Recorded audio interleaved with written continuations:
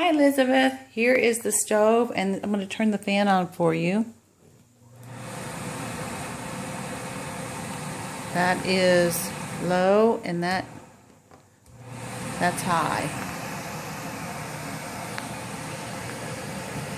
Pretty good.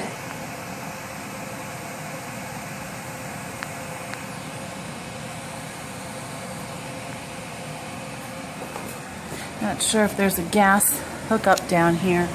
Let's see. Here's the fan.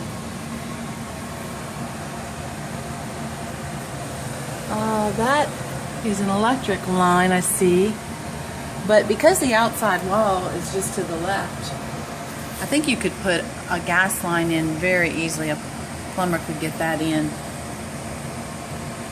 if you wanted to change to a gas stove.